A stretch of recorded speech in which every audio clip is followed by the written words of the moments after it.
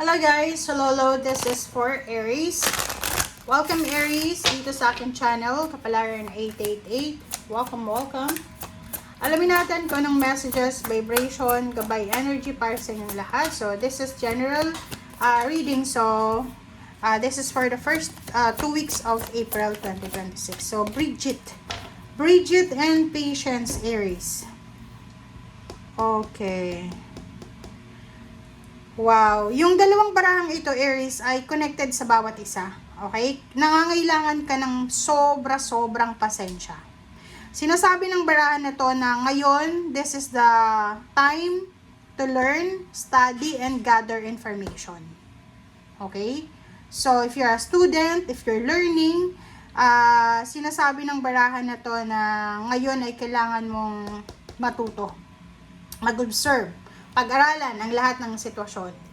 Ang next natin, this one is caution is warranted. Okay? So, sinasabi ng baraha na bago tayo gumawa ng desisyon. So, if you're planning or if you are, nagpaplano ka ng isang bagay, sinasabi ng baraha sa'yo na kailangan nating pag-isipang mabuti, pag-aralan, yung lessons na nakuha mo sa sitwasyon mo few years ago, balikan mo yon, mag-research, gather information, para hindi ka magsisi sa kung ano man na decision making na gagawin mo. Alright? So, this is your first 2 messages.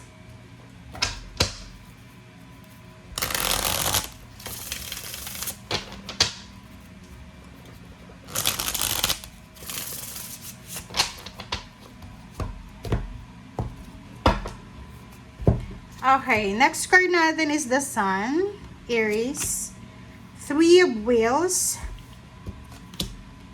5 of Cups, 2 of Swords, and then 6 of Wheels. And sa ilalim mo dito, there's a Tower, and there's a King of Cups, and the Moon, Magician. Okay. So, sinasabi ng baraha sa'yo dito na hindi ka dapat natatakot, Aries. Hindi ka dapat natatakot sa kung ano man daw na losses or kung ano mangyayari sa mga susunod na araw. Kasi parang nakikita ko sa'yo dito, you're afraid, okay? There's a fear na nararamdaman ka. Sinasabi ng baraha sa'yo dito na kailangan mo daw magtiwala. Kailangan mong panatilihing kalmado ang iyong puso. Kasi nakikita natin, medyo nag-aalala ka sa mga possible na mangyari sa current situation. Normal yan kasi hindi lang naman ikaw ang nakakaranas ng mga imbalances. So, sinasabi ng baraha na to na just pray. Okay? Just pray na everything will be okay. Okay? Alright, so the Sun tayo. What's the Sun for you? Aries. What's the Sun for you? Okay, Ace of Earth.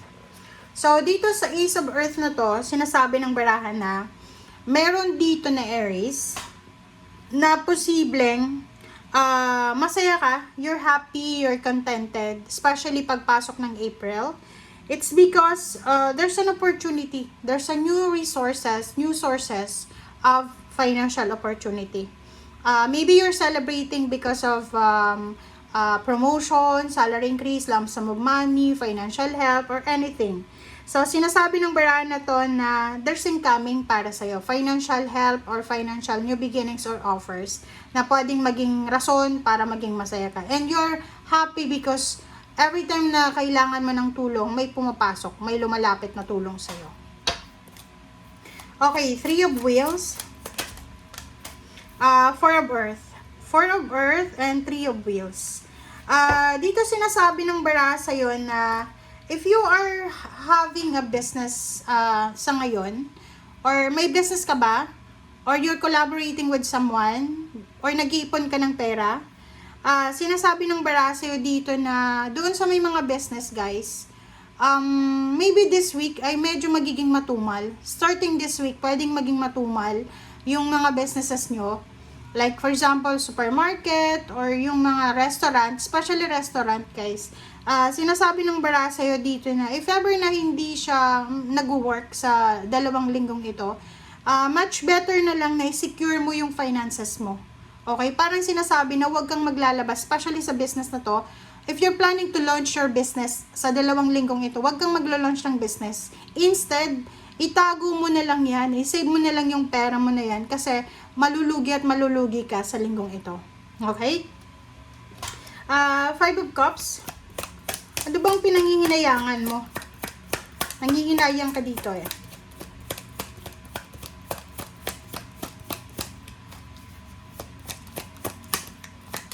Alright. 10 of Water. OMG. So, nakikita ko sa'yo dito na medyo nag-aalala ka, nangihinayang ka sa pamilya. Like, parang ganon. Nangihinayang ka sa connection na nawala, or mayroon kang pinangihinayangan na kapamilya na nawala sa buhay mo. Like, for example, ganon. Or nangihinayang ka kasi nawala yung suporta sa'yo ng kapamilya mo. Parang ganon. Or nangihinayang ka, it's because hindi naging masaya yung family mo. Parang ganon. May mga instances na ganon. 2 of Swords. Okay, 2 of Swords is Queen of Air and the Empress. So, sinasabi ng bara sa'yo dito na may mga pagbabago. There's a changes na pinipresent sa'yo ang universe. Like, Aries, eto yung pwede mong maging source of income. Aries, eto yung mga taong pwedeng makatulong sa'yo. But ang nakikita ko sa'yo dito, medyo hindi ka makapag-desisyon. The universe is giving you new beginnings, parang bago to sa'yo eh. Like for example, kung teacher ka, sinasabi sa'yo ng universe na, uy, Aries, pwede kang magturo online. But, siguro sa'yo, nagtatrabaho ka na sa DepEd or sa isang public school na parang iniisip mo na, nagtatrabaho ko sa public school, bakit ako magtuturo sa online, sa ibang lahi, ganyan, ganito. So, sinasabi ng bara sa'yo dito na hindi ka masyadong favor or hindi ka masyadong excited or hindi ka masyadong okay sa kung ano man na new beginnings na pinipresent kayo ng mundo. Parang nakikita ko na you're against the flow. You're against the flow, you're not inspired, you're not okay sa kung ano man kasi hindi ka pabor, parang ganon. Plus yung energy mo, sobrang aggressive ka. Okay, aggressive ka kasi this is your month. Yung iba sa inyo, this is your month. Nakikita ko sa iyo dito na kailangan pag-isipan lahat ng decision making mo. Huwag kang masyadong aggressive kasi ikaw yung talo neto. Pag ikaw ay naging aggressive, kalma lang. 8 of Water.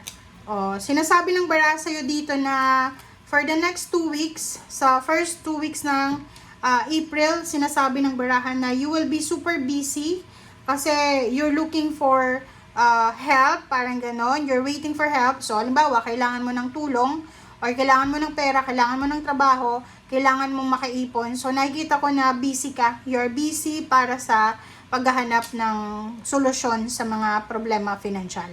Okay? So, nakikita ko na sa iyo dito na you're traveling, you're changing location, you're changing jobs, or pwedeng naghahanap ka ng mga part-time or any extra income. Thank you guys. Bye!